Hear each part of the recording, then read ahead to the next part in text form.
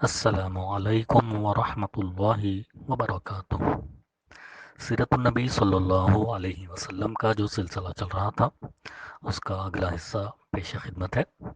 اس سے پہلے ہم نے پڑھا کہ کس طرح عمر رضی اللہ عنہ کا اسلام لانے کا واقعہ پیش آیا اور کس طرح انہوں نے علی اعلان لوگوں میں باور کروایا کہ میں اسلام لا چکا ہوں۔ اب اس کے آگے ابن عباس رضی اللہ عنہ سے روایت ہے کہ میں نے عمر رضی اللہ عنہ سے دریافت کیا کہ کس وجہ سے آپ کا لقب فاروق پڑا، تو انہوں نے کہا مجھ سے 3 دن پہلے حمزہ رضی اللہ عنہ مسلمان ہوئے۔ پھر عمر رضی اللہ عنہ نے ان کے اسلام لانے کا واقعہ بیان کر کے آخر میں کہا کہ پھر جب میں مسلمان ہوا تو میں نے کہا اے اللہ کے رسول صلی اللہ علیہ وسلم، کیا ہم حق پر نہیں؟ خواہ زندہ رہیں خواہ مر جائیں۔ آپ صلی اللہ علیہ وسلم نے فرمایا کیوں نہیں؟ اس ذات کی قسم جس کے ہاتھ میں میری جان ہے، تم لوگ حق پر ہو، خواہ زندہ رہو خواہ موت سے دوچار ہو جاؤ۔ عمر رضی اللہ عنہ کہتے ہیں تب میں نے کہا کہ پھر چھپنا کیسا؟ اس ذات کی قسم جس نے آپ صلی اللہ علیہ وسلم کو حق کے ساتھ مبعوث فرمایا ہے، ہم ضرور باہر نکلیں گے۔ چنانچہ ہم 2 صفوں میں آپ صلی اللہ علیہ وسلم کو ہمراہ لے کر باہر آئے۔ ایک صف میں حمزہ رضی اللہ عنہ تھے اور ایک میں تھا۔ ہمارے چلنے سے چکی کے آٹے کی طرح ہلکا ہلکا غبار اڑ رہا تھا، یہاں تک کہ ہم مسجد حرام میں داخل ہو گئے۔ عمر رضی اللہ عنہ کا بیان ہے کہ قریش نے مجھے اور حمزہ رضی اللہ عنہ کو دیکھا تو ان کے دلوں پر ایسی چوٹ لگی کہ اب تک نہ لگی تھی۔ اسی دن رسول اللہ صلی اللہ علیہ وسلم نے میرا لقب فاروق رکھ دیا۔ ابن مسعود رضی اللہ عنہ کا ارشاد ہے کہ ہم خانہ کعبہ کے پاس نماز پڑھنے پر قادر نہ تھے، یہاں تک کہ عمر رضی اللہ عنہ نے اسلام قبول کیا۔ صہیب بن سنان رومی رضی اللہ عنہ کا بیان ہے کہ عمر رضی اللہ عنہ مسلمان ہوئے تو اسلام پردے سے باہر آیا، اس کی علانیہ دعوت دی گئی۔ ہم حلقہ لگا کر بیت اللہ کے گرد بیٹھتے، بیت اللہ کا طواف کرتے اور جس نے ہم پر سختی کی اس سے بعض مظالم کا جواب دیتے۔ ابن مسعود رضی اللہ عنہ کا بیان ہے کہ جب سے عمر رضی اللہ عنہ نے اسلام قبول کیا تب سے ہم برابر طاقتور اور باعزت رہے۔ الحمدللہ۔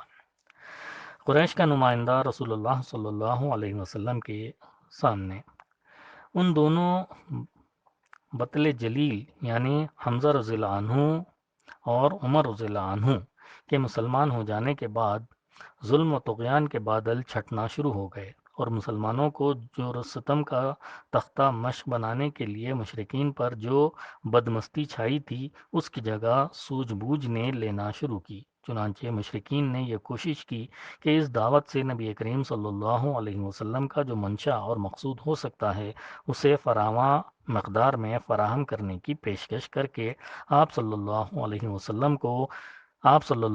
وسلم کی دعوت و تبلیغ سے باز رکھنے کے لیے سودے بازی کی جائے۔ لیکن ان غریبوں کو پتہ نہ تھا کہ وہ پوری کائنات جس پر سورج طلوع ہوتا ہے آپ صلی اللہ علیہ وسلم کی دعوت کے مقابل پرہکاہ کی حیثیت بھی نہیں رکھتی، اس لیے انہیں اپنے اس منصوبے میں ناکام و نامراد ہونا پڑا۔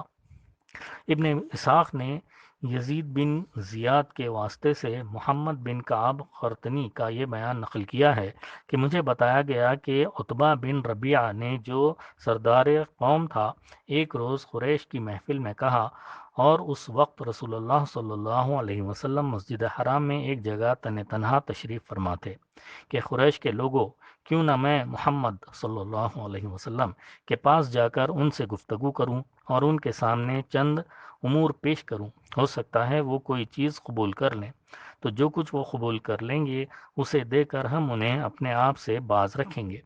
یہ اس وقت کی بات ہے جب حمزہ رضی اللہ عنہ مسلمان ہو چکے تھے اور مشرکین نے یہ دیکھ لیا تھا کہ مسلمانوں کی تعداد برابر بڑھتی جا رہی ہے۔ مشرکین نے کہا ابو ولید آپ جائیے اور ان سے بات کیجیے۔ اس کے بعد عتبہ اٹھا اور رسول اللہ صلی اللہ علیہ وسلم کے پاس جا کر بیٹھ گیا۔ پھر بولا، بھتیجے، ہماری قوم میں تمہارا جو مرتبہ و مقام ہے اور جو بلند پایہ نسب ہے وہ تمہیں معلوم ہی ہے، اور اب تم اپنی قوم میں ایک بڑا معاملہ لے کر آئے ہو جس کی وجہ سے تم نے ان کی جماعت میں تفرقہ ڈال دیا، ان کی عقلوں کو حماقت سے دوچار قرار دیا، ان کے معبودوں اور ان کے دین کی عیب چینی کی، اور ان کے جو آبا و اجداد گزر چکے ہیں انہیں کافر ٹھہرایا۔ لہٰذا میری بات سنو، میں تم پر چند باتیں پیش کر رہا ہوں، ان پر غور کرو، ہو سکتا ہے کوئی بات قبول کر لو۔ رسول اللہ صلی اللہ علیہ وسلم نے فرمایا، ابو ولید کہو، میں سنوں گا۔ ابو ولید نے کہا، بھتیجے، یہ معاملہ جسے تم لے کر آئے ہو، اگر اس سے تم یہ چاہتے ہو کہ مال حاصل کرو تو ہم تمہارے لیے اتنا مال جمع کیے دیتے ہیں کہ تم ہم سے سب سے زیادہ مالدار ہو جاؤ، اور اگر تم یہ چاہتے ہو کہ اعزاز و مرتبے حاصل کرو تو ہم تمہیں اپنا سردار بنائے دیتے ہیں، یہاں تک کہ تمہارے بغیر کسی معاملے کا فیصلہ نہ کریں گے، اور اگر تم چاہتے ہو کہ بادشاہ بن جاؤ تو ہم تمہیں اپنا بادشاہ بنا لیتے ہیں، اور اگر یہ جو تمہارے پاس آتا ہے کوئی جن بھوت ہے جسے تم دیکھتے ہو لیکن اپنے آپ سے دفع نہیں کر سکتے تو ہم تمہارے لیے اس کا علاج تلاش کیے دیتے ہیں، اور اس سلسلے میں ہم اپنا اتنا مال خرچ کرنے کو تیار ہیں کہ تم شفایاب ہو جاؤ، کیونکہ کبھی بھی ایسا ہو سکتا ہے کہ جن بھوت انسان پر غالب آ جاتا ہے اور اس کا علاج کروانا پڑتا ہے۔ عتبہ یہ باتیں کہتا رہا اور رسول اللہ صلی اللہ علیہ وسلم سنتے رہے۔ جب فارغ ہو چکا تو آپ صلی اللہ علیہ وسلم نے فرمایا، ابو ولید، تم فارغ ہو گئے؟ اس نے کہا، ہاں۔ آپ صلی اللہ علیہ وسلم نے فرمایا، اچھا اب میری بات سنو۔ اس نے کہا، ٹھیک ہے، سنوں گا۔ آپ صلی اللہ علیہ وسلم نے قرآن مجید کی تلاوت کرنا شروع کر دی۔ اعوذ باللہ من الشیطان الرجیم، بسم اللہ الرحمن الرحیم، حامیم، تنزیل من الرحمن الرحیم، کتاب فصلت آیاتہ قرآنا عربیا لقوم یعلمون، بشیرا ونذیرا، فأعرض أكثرهم فهم لا يسمعون، وقالوا قلوبنا في أكنة مما تدعونا إليه۔ حامیم، یہ رحمان و رحیم کی طرف سے نازل کی ہوئی ایسی کتاب ہے جس کی آیتیں کھول کھول کر بیان کر دی گئی ہیں۔